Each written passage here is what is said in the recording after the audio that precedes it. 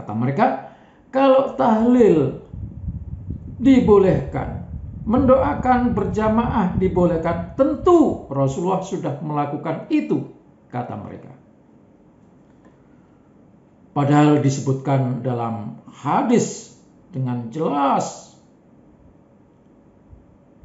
kata Rasulullah SAW, ma ahallallahu fi kitabihi fahuwa halalun. Apa yang dihalalkan oleh Allah, apa yang dibolehkan oleh Allah di dalam kitabnya, maka sudah pasti yang dihalalkan itu adalah halal. Apa saja. Wa ma harrama fahuwa haramun. Apa saja yang diharamkan oleh Allah pasti haram. Tetapi wa ma sakata anhu fahuwa afun.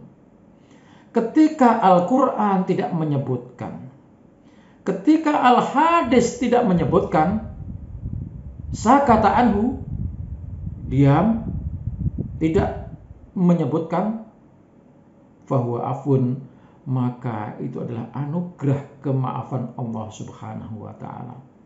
Faqbalu minallahi afiyatahu.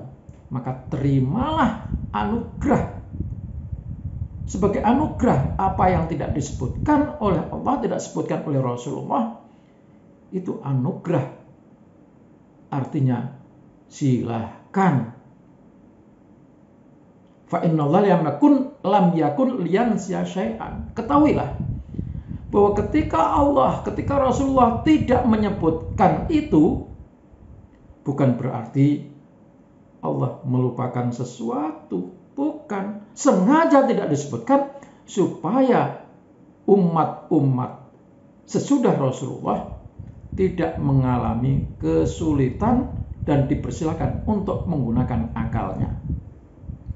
Kemudian setelah menyebutkan hadis tadi, Rasulullah membaca ayat, wa ma kana rabbuka nasiya, dan tidaklah Tuhanmu itu lupa.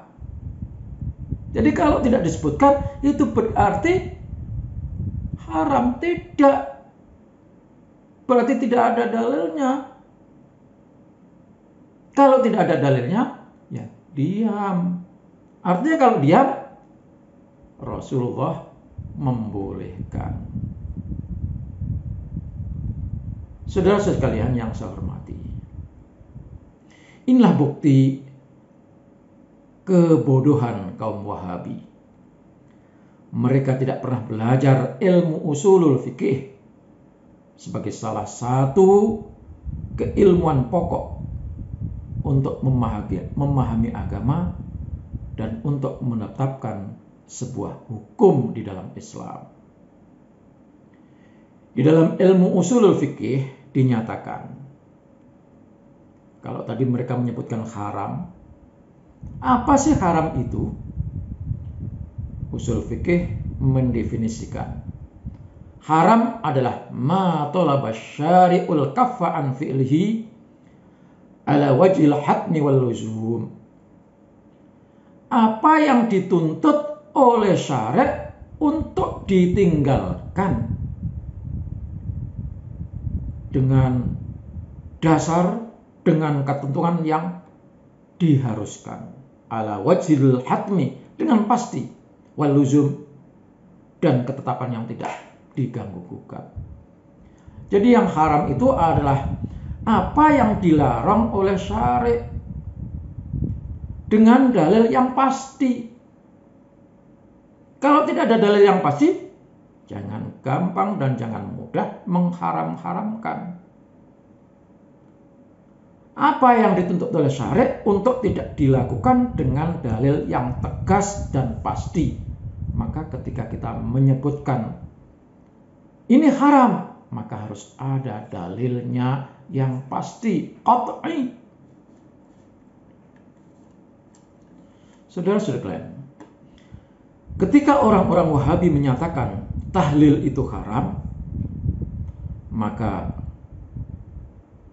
berdasarkan penjelasan usul fikih tadi, saya menantang, wahai orang-orang Wahabi, kalau Anda menyatakan bahwa tahlil dan mendoakan orang yang sudah meninggal itu haram, maka tunjukkan kepada saya mana dalil yang mengharamkan itu. Sementara itu, kepada saudara-saudara yang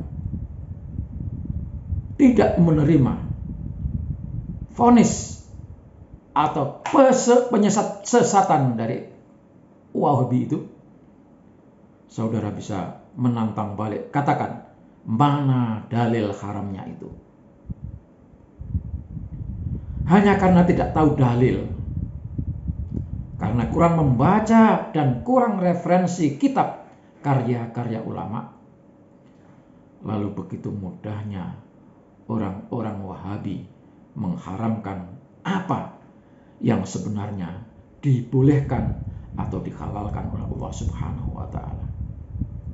Sungguh kaum Wahabi ini telah membajak, merampok, memaksa kewenangan Allah Subhanahu wa Ta'ala, membajak, mengambil hak yang sesungguhnya Allah Subhanahu wa Ta'ala yang memilikinya.